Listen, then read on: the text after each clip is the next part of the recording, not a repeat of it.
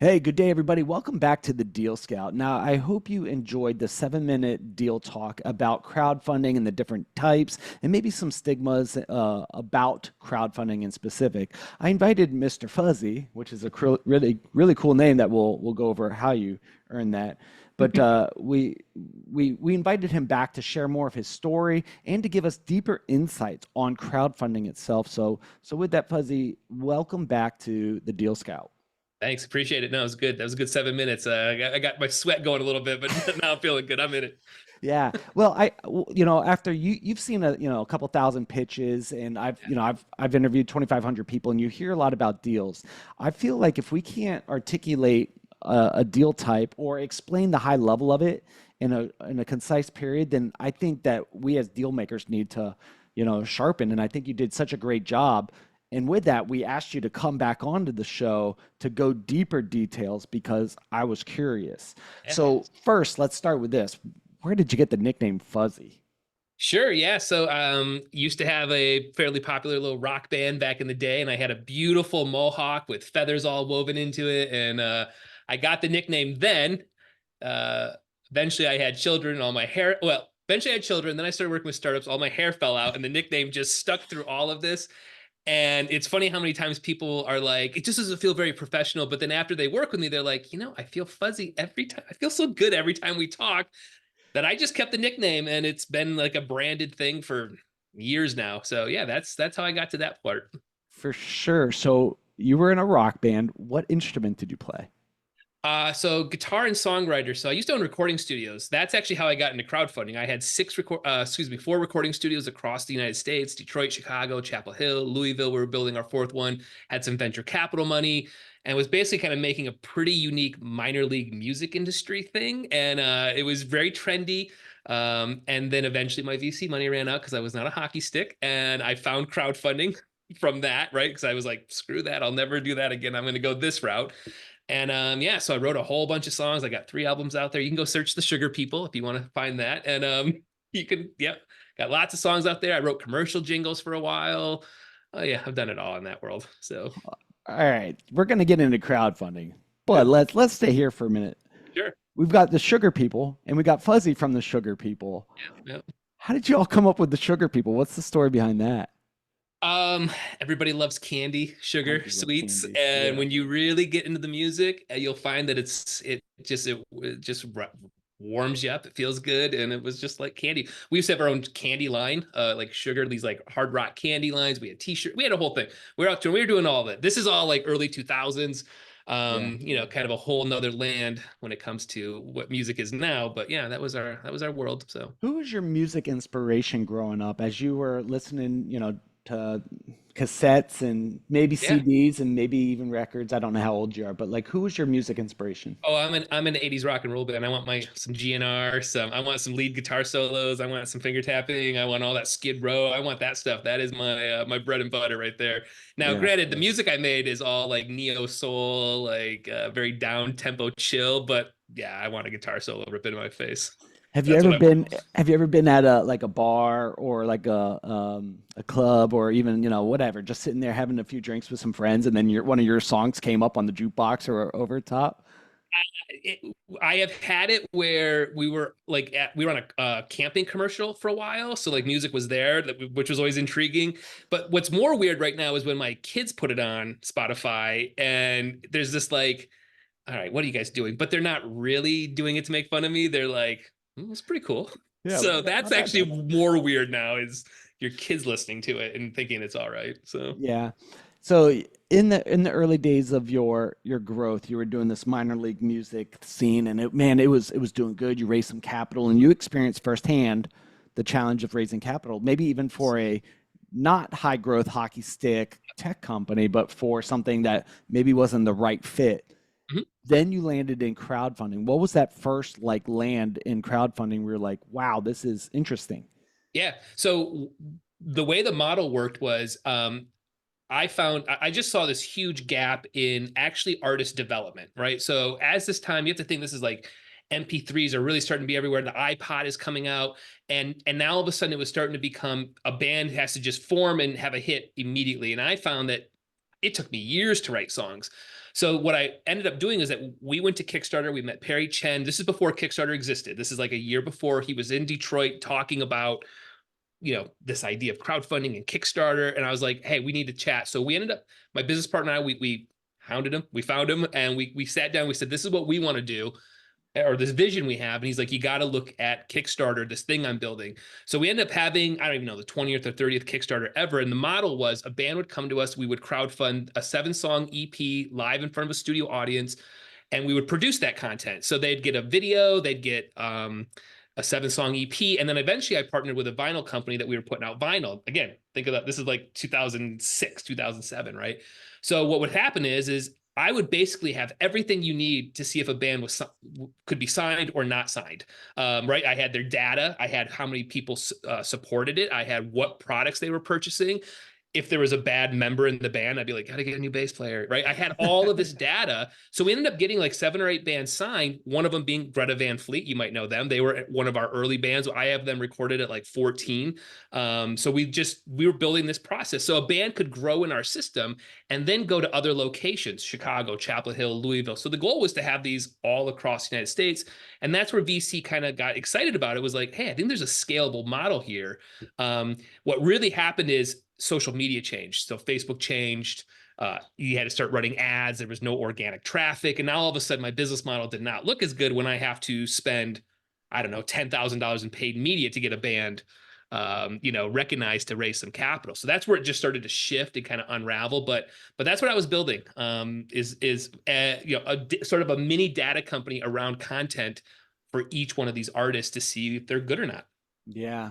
And then the Jobs Act happened, Yep. right? So you went from this reward-based system. Like if anybody wants to know the 3 different types of crowdfunding, you could go back to the 7-minute chat, but the reward type to equity type. So now Right. you're moving into like companies are able to raise capital. You Yes. already had experience playing the game of crowdfunding, Yep. finding people, building the database, giving them the Mhm. right reward. Yep. What did that look like when you crested into equity? So to be honest, it was the Wild West for at least 2 years. Nobody had any idea what we were doing. It was just like, I think we can do this. I would even say at that point too, like even the SEC wasn't quite sure. Yes, there was rules and of different types of language, but truly it was the Wild West. We were testing almost everything when it came to paid ads and organic, and it was such a new novelty thing that when I say this, I would spend $100,000 in paid media and raise you $1 million. It was just like, that's all I really had to do over and over and over. And I was just rinsing and repeating. Then again, now all of a sudden more companies started raising, the platforms changed, the SEC kind of really got wind of what this whole thing was going to be. But that's really what it was like. It was just trying almost anything and everything, getting our hands slapped in ways of like, you can't use that emoji anymore. Oh, okay, we won't use that emoji. Or you can't message quite like that, just because again, when you have one of the first or 6, first campaigns on a WeFunder or a Start Engine, which are platforms for anybody that doesn't know, like portals where you can raise, it was just kind of wide. It was just wide open. It was the glory days, we like to call it here, Yeah. of equity crowdfunding. So, yeah. So when it comes to you mentioned this, but this is a concern for me having a media company and doing podcast interviews. You kind of like say it nonchalantly that yeah, we got slapped. Don't use this emoji. You're not allowed to use money bags if you're talking to open Yep. solicit with money, and you're not Yeah. allowed to whatever, right? What was it like getting a letter or a call or an email from the SEC or FINRA? Yeah, Like it what was a did very that look scary. like? Yeah. So I don't ever want to do that again, but I was just completely naive, right? You just didn't. I mean, it's like I always try to tell people, like, imagine the insurance business in the 1900s when it first started. Like, you just were like, I don't know. I think we can do this. I think we can do that. And really, the biggest thing was that transition of like my team members from Kickstarter reward world to equity world, getting the whole team organized, getting everybody understanding the different types of languages, even myself included, right? Like just that education process. But yes, now, many years later, yeah, it's a whole different ballgame. I mean, now I've even wrote chat GPT bots that act like compliance lawyers and take anything and everything that's been flagged. And now I let my chat GPT bot say, hey, blah, blah, blah, blah, blah, don't do that viral hook. Don't do this. But again, we're just, you got to go back, what, 8 years now, 9 years now, it just was a different world. But not a good feeling to get that email, hiring the lawyer, finding the right lawyer that takes your case, realizing that you're just a small guy in this, and and eventually, it wasn't that bad, but it was just like, yeah, you don't want to do that. So yeah. Yeah, you lose sleep over those kind of things because you want to go out, do your business, help people, right? Like you want to build stuff, but you always have to have in the back of your mind, like, is this compliant? Am I going to get in trouble? And all that stuff. So it's scary. It's terrifying, Yeah. especially in And the world of recorded media. Oh, 100%. Yeah. So like recorded media could be challenging. Very rarely do I do anything live. Just, anything because everything's Just in case. Yeah. just in case. Send it to a lawyer, get the compliance, make sure we didn't say anything stupid or put the right disclaimer. So yeah, all of that but there is a natural tension, even right now as we do this, of marketing tactics in 2024 and a rule that was wrote 2 years ago, right? So there's just always this tension, and I get it. I in my world, I'm more around like, hey, we're kind of doing this tool now. This is the trend. This is how we're doing. Like maybe not influencer content on TikTok, but we're doing user generated type content. Well, where does that really fall into this, right? Are they just reading a script that I wrote that is compliant? So again, you just have some of these tensions that are being pulled back and forth. So, it's really challenging to go, hey, I know you just hired me to be as creative as possible, but I can't actually do it in this industry because of a rule from a couple of years ago. Sure. So there's always a little bit of that tension, no matter what in these types. I mean, right now with paid ads, super competitive, you know, you're trying to do anything you can to get a return on your ad spend in an already challenging world of not tracking, no retargeting. Each portal kind of does the data differently. Now all of a sudden you realize like, geez, I already have 10 handcuffs. Now I have an 11th handcuff just trying to get results for an issuer. So it can be quite challenging. Yeah. So with those challenges, what that does is it weeds out competition, right? And those who are good or better start rising to the top, and you start to see, the people who've done 180 crowdfund deals like yourself, right? So as you're doing this, what are some of the things that things that have worked well and some things that just do not work Yeah. in your experience? Yeah. So first and foremost, I actually start with, is this company even investable, right? It's not that challenging to actually get up on a platform.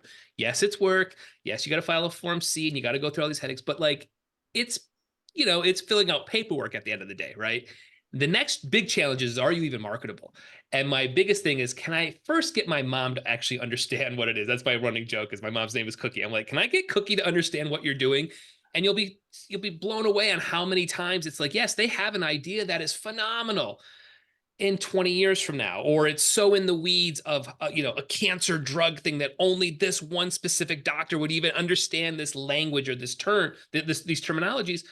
What am I going to do for this? Like, I can't, there's just not enough eyeballs to even see this. So first I go through all that. If I from there I can start to find answers, or I feel like, man, the CEO's got a great story, he's investable.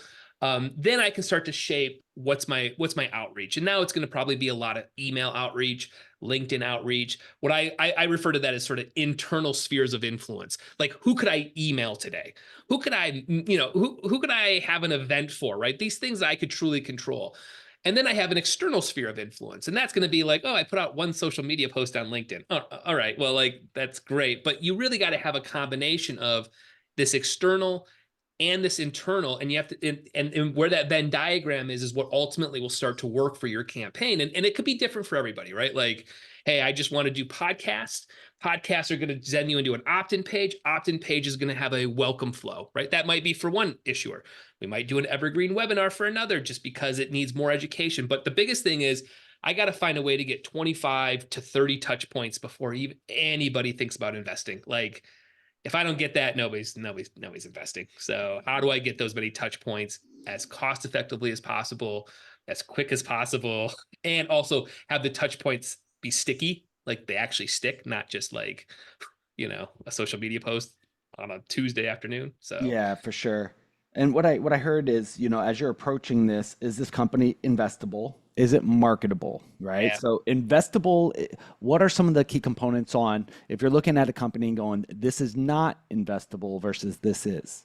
Yeah, big one in my world specifically is valuations are just through the roof, right? You're evaluating, oh, we're $1 billion, and it's like, you haven't made any like, I'm sorry, I get it. That's great. But there's no meat on the bone, basically is how I describe it. Like your valuation is so through the roof. You're just not actually really getting any real value to these early adopter investors, right? These are people coming in with $500, $1,000. Yeah. They want to see some meat on that bone, meaning that that it's not going to be all just gobbled up or their valuation is so ridiculous. So that's really the first thing is, do the numbers even make sense at the end of the day? Yeah. And then you go, is this marketable? And one of the things that you use, would Cookie understand what this is? And could Cookie maybe even share with her barber or the lady who cuts her hair, hey, my son's building this and this is what it does. Can she share that, right? So I like that. Is the company investable? Is it marketable? Then you have to shape the story, then share the story. Now, when it comes to sharing the story, you've got your internal sphere of influence and then you have your external.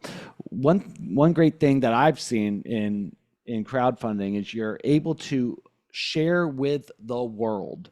With Yeah. other types of investments, you're not allowed to talk about it, right? You're not allowed to write a marketing post about it. You're not allowed to share about it unless you get the person to open their wallet and show you how much money they have in their bank account, right? Like, Yep. how do I know if they're an accredited investor or not, right? Yeah. So when that happens, have you found that you leveraging crowdfunding, have you found that it does attract some larger check writers? Ye- So I'm going to go back to kind of something I talked about. I look at it as more as wins, right? So there's almost no big angel investors or VCs ever coming into a Reg CF deal. I mean, it might be few and far between, or somebody might have something to point to. You might have that lead investor show up and put 20 grand in, but when we start talking about $100,000 checks or not even up and up, they're not going to come into a Reg CF deal. They probably want different terms. They don't want to be under another lead investor, right? So it just doesn't make any sense. So typically for most of my deals, I want a Reg CF running and a Reg D at the same time, potentially on the same terms. That way, if I do get it, basically I catch a bigger fish. I have a place to put them. Maybe they have different terms. I don't know. Maybe they have some different rules over there, but they have a place to really go. So that it makes more sense. And that way, as a guy like myself, as I'm sifting through data and I'm noticing like, hey, this is a pretty big, family office or a pretty big angel group. I'm not even going to send them the Reg CF deal. They're not going to see it. However, sometimes though, in my angel groups, when I talk about that win, is I do want to take the win from a Reg CF, the story of it, and go, hey, we had X amount of this and this much traffic. Our cost per acquisition was this. Like, it really took off. We really honed into our marketing message. Those are all great bullet points for when you are pitching the VC, the angel group, the whatever it is, and say, we've had a track record. I think the other nice little thing there for an issuer too is it does take a little bit of pressure off of, do I really need VC right now? If I can open up this vehicle of retail investor, right? Like Mhm. consistently, or I built that mechanism, I don't always need to be so like, I got to get a VC in here right now. If I don't, we're just never going to make it, right? You at least have a little bit potentially more power. Now, for some businesses, you're going to always need big money. You're going to, the vertical is just like, I need $50 million, $60 million. I'm a battery company. Like, you're not going to do that with all retail investors. I've never seen that. I don't think it'll ever work. But at least for a lot of businesses, if you can build this mechanism, it just takes a little bit of pressure off that that you can go back to your community when it makes sense. Yeah, it used to be like your friends and family round. Then you'd go to maybe some local angel. Then you'd work your way up to maybe some VCs and family office, and work your way up to institutional. And then one day go public, right? And Yeah, then yeah, you cash out and get a yacht. Who knows, right? yeah, But yeah. what the crowdfunding has done is it opens up the friends and family to a larger a larger pool of people, a Right. larger group of friends. Yeah.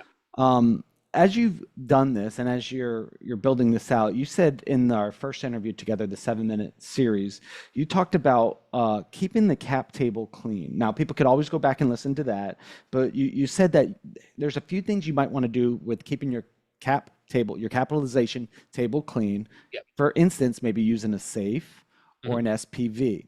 Right. You explain the SPV process. What do you mean by maybe using a safe note? Yeah. So a safe note is going to be people can invest in at a future round valuation, right? So it's another way, another vehicle to sort of take on this money. And actually have it in writing what that person invested in. Like, so there's basically terms, right? And defined terms moving forward. So it's a little less gray area than, hey, this is my buddy that I play golf with. He just gave me $50,000. And he's a little unsure of, well, wait, what did I get? What am I actually in? What is the valuation? Is the valuation now, the valuation down the road? So those are the murky gray areas that I'm trying to avoid when I'm talking cap table, right? Because you don't want to get to the VC and go, oh, no, no, no, we are totally clean. I just have my buddy who I play golf with, like, he gave me 50 grand. And then they go, well, you know, What did he get? what did he get? The whole company? 51%, 1%. Like, again, so you're trying to avoid those types of things. And I don't think you can like, I mean, I've taken money. I mean, I've had friends put money into my other companies, right? Like, it exists. I just think that my mistake was not thinking further down the road, right? Not thinking about these things. So that's what I discuss when I'm saying keep it clean. It's, even if it's just a spreadsheet, it's just that you're aware of what it is, and there's that offering. So again, I like safe sometimes, I like the SPV, the Reg D. It's just that there's our terms that's why that person gave you the check Yeah. to get this. I have this conversation. I worked with an incubator, worked in a venture group, worked with entrepreneur in residence program, and one of the questions I have is, how do I raise money? What's my business worth? Where do I even start with evaluation? So when doing a crowdfunding, how do you even start that conversation? Like, how much do we actually need for Mhm. this to make sense? Yeah. And then what do we give the investors or offer to the investors to make it a win-win for both players? Yeah, so I get that question probably 4 times a week, 5 times a week from all For my sure. calls. It's a top question, especially for people first getting into it. Uh, for My answer typically is like, it's the Goldie Bear syndrome. It's not too hot, it's not too low. We're trying to find it right in the middle. And then I say we got to go do some research. So in our space, there's some pretty powerful tools out there like Hubtoss or King's Crowd, and they're just big databases of equity crowdfunding deals, what are going on. So I'm like, hey, well, let's just go look at your vertical. What vertical are you in? What are other deals? Are you in the ballpark of them? Are you priced too low, priced too high? Like, again, get some rudders on the conversations, because again, you can, just pick a number out of thin air. So I start there, then I'm going to PitchBook. And then at some point I actually am being really honest with myself and going, where am I right now? Yes, every idea is $1 billion idea, but what vertical are you really in? How much data do you have behind the scenes? Do you own any IP of what you really do right now? And the more that those answers are like, no, no, no, probably just keep bringing that valuation down to something that's like, we're 6 million, we're 10 million. You're not 100 million. I mean, you're just probably not. And again, I think if you're more realistic along those lines, that Reg CF people are gonna feel like, all right, I'm getting a really good value here, because I do think it might be 100 million in 10 years. Or Right. 20, right? I'm right now. I'm in the next 5 years. So again, if people feel that value that they're getting in on this, then it's going to be a much easier pill for people to swallow to get that investment. And so there's no right answer. There's no like do this formula. It's just get rudders on it, and then be really honest at some point with yourself about where you really are right now. So yeah. How do you know you're too soon for crowdfunding? And then how do you know that you might be a little bit too further down the line and maybe crowdfunding would actually be harmful to you? Yeah. So first one, if you do not have a crowd, there is no such thing as crowdfunding, It's right? just And I funding. don't know if anybody doesn't understand that. So if you come at me and you say, man, we've got 75 subscribers in our MailChimp account, we're ready for crowdfunding. I then come see me in about 2 years. I need, who am I reaching out to? Who is your community? Who's your crowd?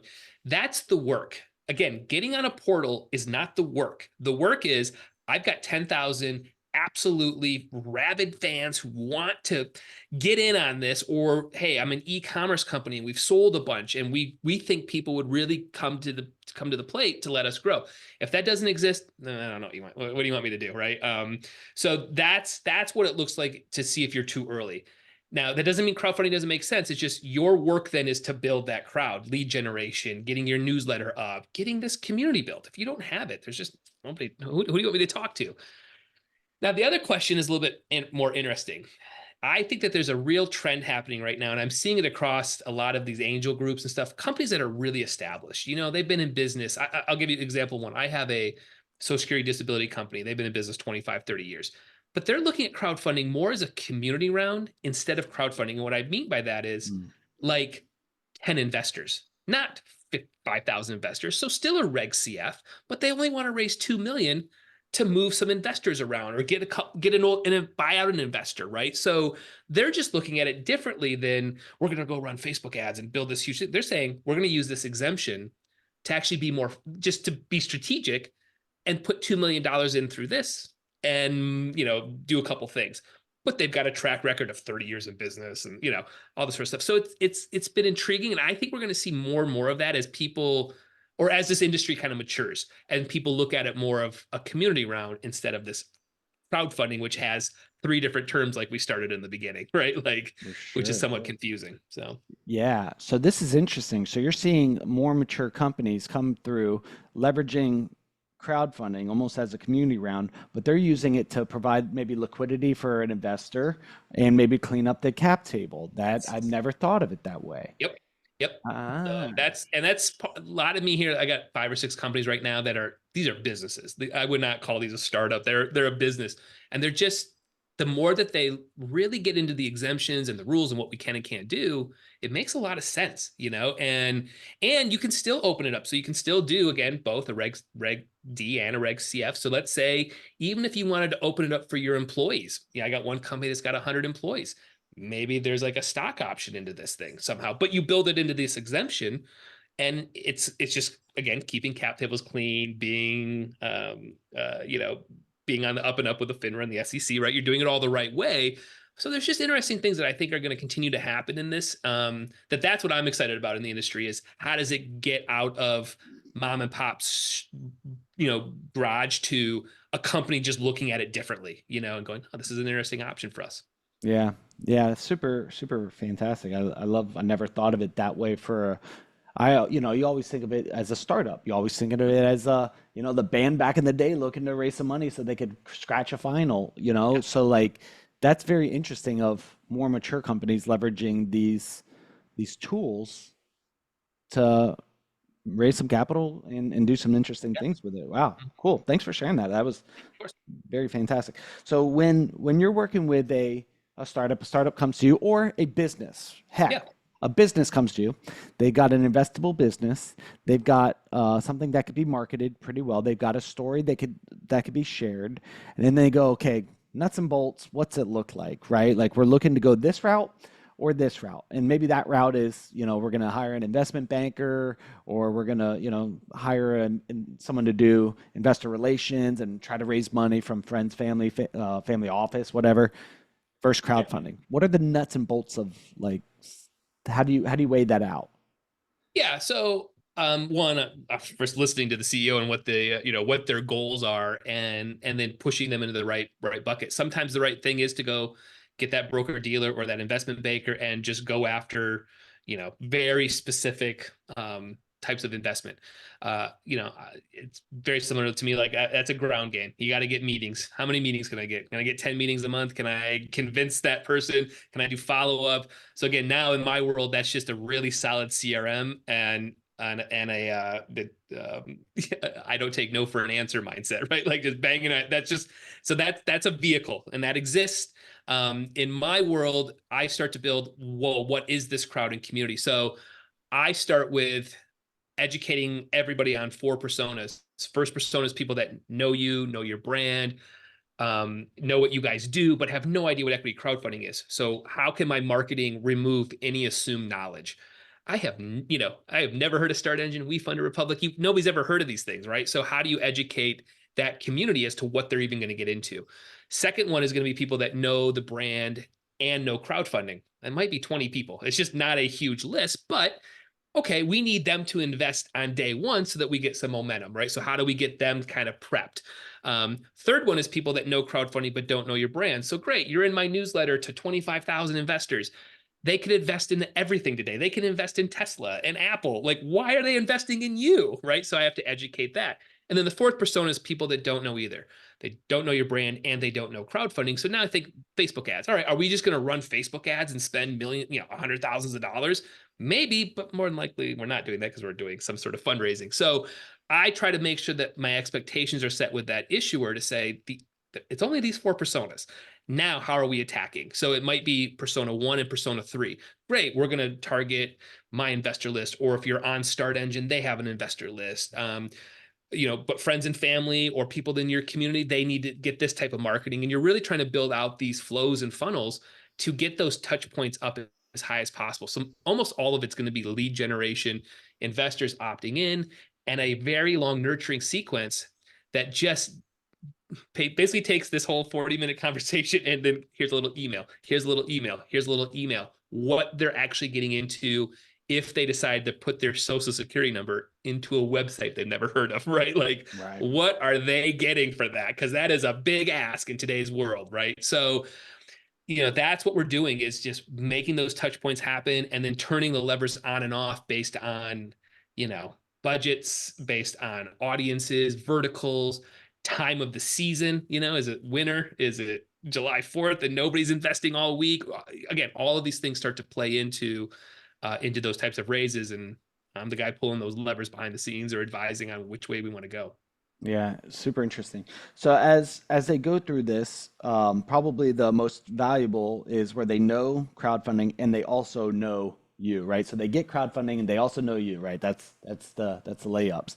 Yep. Um, for people who understand you but not crowdfunding, what is a way to educate people? So, my mom didn't know a dang thing about crowdfunding or investing or fill in the blank. Yep. What could I have done, or for Cookie, right, to Yep. help Cookie understand what crowdfunding is?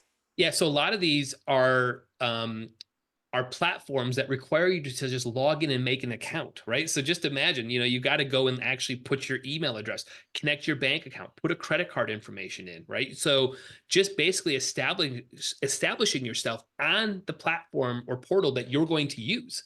Like, which right there, again, how hard is it to get anybody to do anything in this world? That's a pretty big ask I just mentioned right there. And people just automatically assume that it's like it's an easy checkout process at Amazon. It's not, right? So again, there's this tug and pull of, this is e-commerce. Yes, but it's not Amazon e-commerce where it's a one click and I invested. No, Right. it's like, what does this all mean? Not only that, it gets pretty scary for people who are not investors when the language starts coming out. Right now, you and I are bebopping and scatting on words and verbiage and language that's just secondary nature. Pull my mom in, and I now have to remove that assumed knowledge of, oh, she should know what a Reg CF is. How can she not know what a Reg CF is? I talk about it all day. What? So again, even when you have your friends Yeah. and family that you golf with or whatever, play tennis, whatever it is, right? Your birthday dads they don't know what we're talking about. So again, it's like literally, I'll give you another one of my chat GPT bots. You put in all your emails and I say, write this as a third grader so that a third grader can understand it. So just again, taking this and going, you are letting my company grow. Or, hey, imagine, and again, compliance, you have to work on this, but like you invested in Jack Daniels 100 years ago. You know what I mean? Just stuff like that. Like just trying to get it to like, oh, I see what you're saying. Imagine if we cured cancer at some point and you were at the ground floor. Just these like, big broad statements sometimes of like, just imagine that, dream it a little bit. So you're Yeah. trying to find these levers, and it's really, really challenging. Oh, Really for challenging. sure. For That's sure. why the failure rate is so through the roof right now, because people are just like, well, I've been working with Start Engine for a year, so everybody should know all their little nooks and crannies of how Start Engine works. Why? Why would a stranger know that? But Yeah. people always do that. They constantly bring that to me, and I'm like, man, wild. So Yeah. Now, um, this is fantastic. So tell us the name of your company, and for people out there who want to start going through this process, they go, look, we think we've got an investable business, we're marketable, we already have a crowd, formed, and yep. we want to know the best way to do this. Fuzzy, we'd like to work with you. What's a good way for people to find you, connect with you, and do a deal? Yeah. So go to the website, preipohype.com, top right corner, book a call. I want everybody to get on a call with me, and you're going to spend 30, 45 minutes with me. I give everybody time because this is not a quick decision. This is not, and I will probably not work with you for a long time, truthfully. But at least you've started that process, because It is education based. It is an understanding. It's also making sure that you go down the right direction. Even if you think the things that you just mentioned, that you have those things, again, it's sometimes people are like, I've got 1,200 people in my MailChimp. Well, that is a community, but that is not a community that's going to be successful in this, right? So what else could we do? So that's really what it is I ultimately, I need people to be very honest with me on that call. I'm not going to judge it because I've been in those positions. I'm going to go, okay, we're going to go this, we're going to go that, we're going to do this. And then that's an actual plan. So that's what I recommend everybody do. And then after that, seriously, follow me at TikTok. Now that one's gonna be a little bit different. It's Wenzel Wenzel with a V. So my last name, but with a V. And I put out 2 to 3 videos per day, all educational based around everything we just talked about. Bite-sized nuggets, 3 minutes, 4 minutes, just like, Perfect. you can see behind the scenes just today how I do cold email outreach. Or yesterday when I was like, you want to know how hard it is to do Facebook ads? It is impossible to do Facebook ads right now in this space. So I show you my campaigns and let you kind of see what I'm working on. And then if it makes sense for you, then we will go forward. Yeah. Once I scare you basically to death, I want to scare you. And then if you still want to go, then we'll talk. Yeah, very cool. So during this interview, there's probably a question that I should have asked, like, because I'm coming into this with a little bit of knowledge, but there's probably something that I missed to ask you. What Yep. question should I have asked you? Um, is crowdfunding a good thing right now, just in general? Like, Yeah. just is it something that most people should be looking at? And the harsh answer is no, it really, really isn't right now. It's very, very challenging. It's incredibly saturated. The barrier to entry is higher than it ever was. For almost, I would probably say most companies, it's not the right vehicle for you yet. Not ever, but just not yet. So again, there's a lot of misconceptions of people thinking that this magical cloud of crowd is going to rain money on you, and it ain't happening. It is, if you got to have the marketing budget, the marketing arm, the know-how, you just got to have a really, really strong team. And for most companies, they just don't have that. So again, there's still fundraising in here. I just don't think most companies should be doing Reg CFs right now. Wow. I've never heard like a founder saying, "Hey guys, this probably isn't for you. The timing's not right. Like this is really, really, really tough." Yeah. So what for, the 100 of companies that might go, "Hey, we might do that." There might be one that is actually geared for it. And as you look at that, one, right? You're sifting through, you spent your 30 minutes with 100 different people and you found the one. What is their main resistance from saying yes and moving forward to it? So they're right fit, they've got all the right components. It could be a huge win. What's their main resistance for doing that? Yep, 2 things: budget and time. Wait, what do you mean I got to spend money on this? It's called crowdfunding. The money should I'm on a portal. The money should show up. Nope. You're probably going to spend 17 to 21% of your raise will go to the cost of raising capital, right? So so you raise $1 million, do the math, right? You're probably spending something along those lines.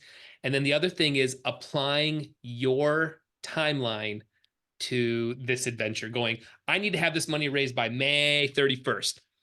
That ain't how any of this stuff works, man. It is just like, no, it's time, it's touch points. I appreciate that you put something on a calendar.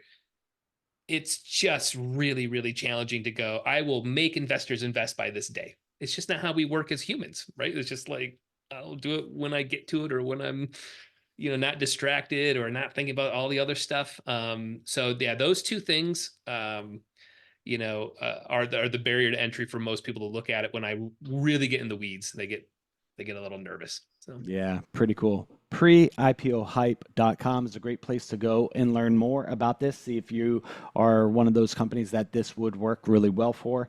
As always, people in our audience, fellow deal makers, reach out to our guests and say thank you for sharing their wisdom and their knowledge, right? This is so awesome. Let's be a community of gratitude and just say thank you for that. As always, reach out to them. If you have a deal or a deal type or a way you do deals and you'd like to talk about it here on the show, head over to thedealscout.com, fill out a quick form, and maybe get you on the show next. Till then, we will talk to you all on the next episode. Goodbye, everyone.